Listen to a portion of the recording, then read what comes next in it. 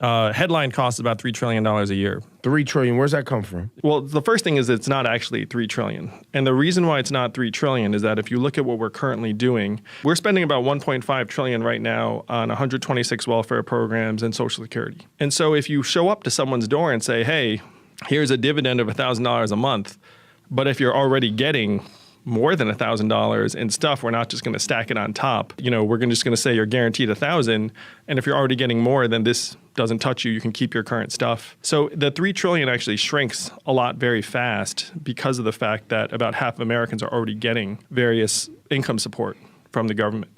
So the real price tag is closer to about $1.8 trillion if you say everyone who's 18 and up. Now, for context, the entire U.S. economy is now $20 trillion, up $5 trillion in the last 12 years, and the federal budget's $4 trillion. So you're looking at $1.8 trillion. It's a lot of money, but it's actually manageable. When you put money into people's hands, the money doesn't disappear. We all know that right now, most Americans are living paycheck to paycheck. 57% of Americans can't afford an unexpected $500 bill. So you put $1,000 a month into their hands, it's going to go right back into the economy. They're going to spend it on food, childcare, car repairs they've been putting off, the occasional night out. And then all of those businesses end up hiring more people, and then we end up getting some of the money back as tax revenues. So of the $1.8 trillion, we're going to get back, let's call it $400 billion in new tax receipts because everyone's going to be spending more money. We're going to save $100 to $200 billion on things like incarceration and homelessness services and emergency room healthcare. So if you imagine a society where everyone's getting $1,000 a month, that's it's a great incentive to try and stay out of jail because you stop getting it if you wind up in jail. And it reduces recidivism because when you come out of jail, at least you have $1,000 a month waiting for you, and then you're less inclined to commit a crime and head back in. So if you look at the cost savings and the value gains and the economic growth, that actually gets you back about $1 trillion of the 1.8. This is like the trickle up economy because none of the money disappears. It goes right back into the economy. And the way you get the last $800 billion or so is related to what we think is happening with AI and all these advanced technologies.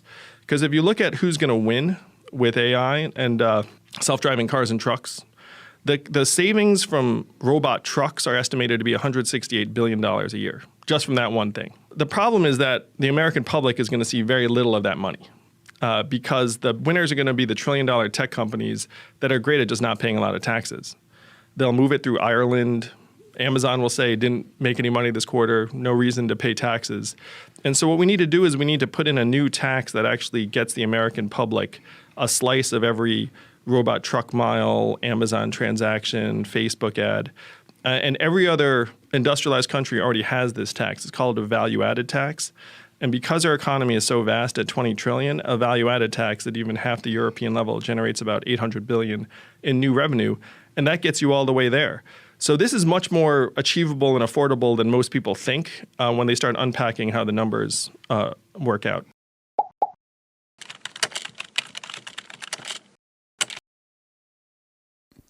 Yeah, so a value-added tax is in effect in every other industrialized economy in the world except for ours. And the reason for that is that it's much, much harder for big companies to game. Like if you're Amazon, really you have to reflect on it. It's like, how the heck did Amazon pay zero in federal taxes?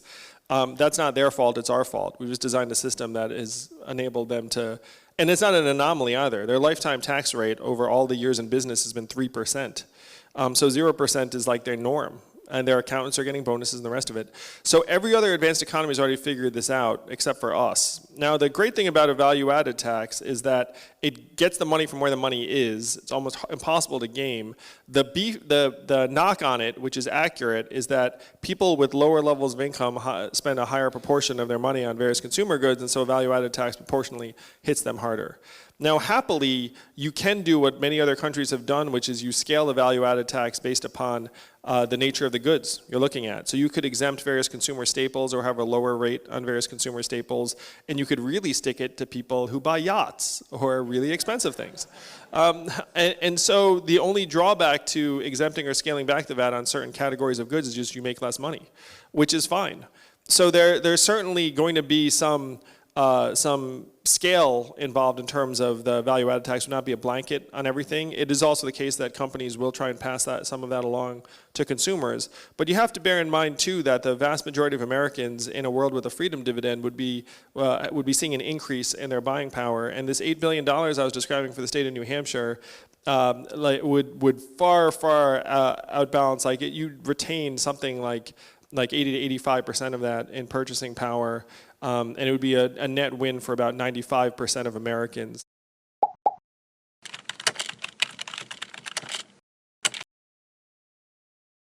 This is capitalism where income doesn't start at zero. And having money is actually good for business, good for the consumer economy, good for markets. It helps us all participate in markets. And I'm a CEO and business person. I love capitalism.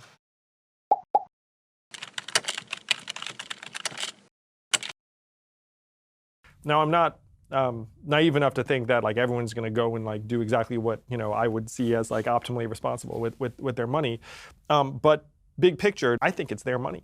Like I think that if you're a citizen and shareholder of this country, we can easily afford a dividend of $1,000 a month. And if you make a bad decision or a decision I would consider like poor in January, maybe you'll make a better decision in February. Maybe you'll make a better decision in March. But it's going to be up to you. It's going to be your life, your choices. And I certainly do not think that the government saying like, hey, we think you should just use the money on this or that, like would be a better way to go. I think many Americans have lost confidence that what we need is another program where someone comes in and says, hey, what we think is best for you? This.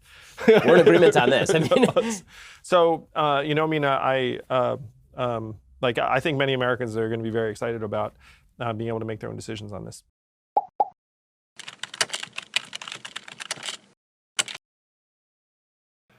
So if you look at your consumer experiences with clothing or electronics or media or cars or even food for the most part, prices have been more or less stable.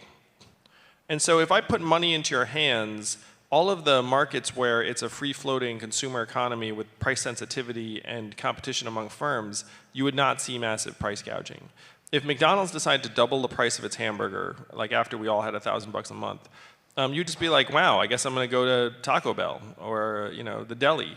And then they'd all have to gouge you simultaneously. And then it just takes one of them to say, I'm not going to gouge. And then they get all the business, and then all the prices come back down. It's not like if you have $1,000 a month, you're all of a sudden like made of money. It's like you still are going to be bargain hunting.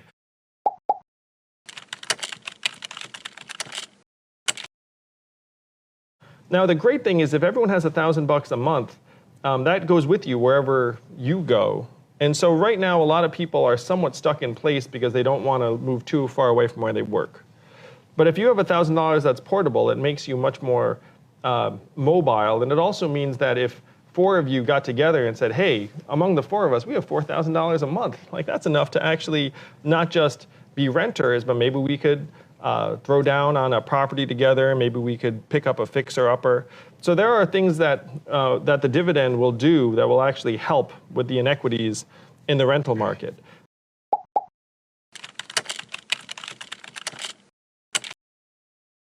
So there are a few reasons why I think it should be universal. Well, one in this example is like Jeff Bezos and the guy are going to be paying hundreds of millions, billions of dollars into it. So we don't care if they get $1,000 a month. It's like, it's just like a reminder that they're still a human being and a citizen. But if you try and make it income-based, it ends up being a rich to poor transfer, and then it ends up being politicized in a particular way. Or if you make it universal, it's like, look, it's just you're an American, you're a citizen, you get $1,000 a month.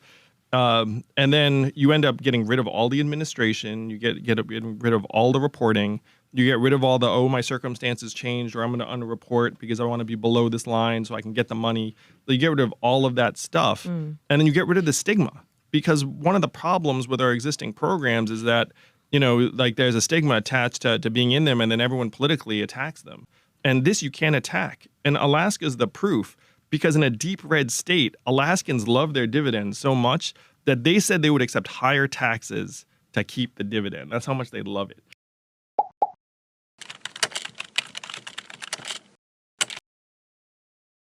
Well, if you're busting your butt at work, presumably they're paying you for that. So you're getting $1,000 a month for being a citizen of the richest, most advanced country in the history of the world.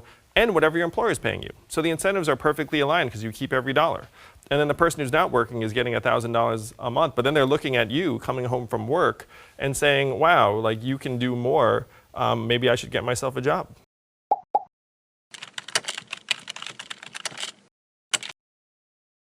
No American watching this right now is going to quit their job on $1,000 a month. That is not enough to do more than to survive marginally in most any situation. What they're going to do is they're going to take that money, they're going to start new businesses, they're going to go back to school, they're going to frequent their Main Street economy, and we're all going to be better off for it.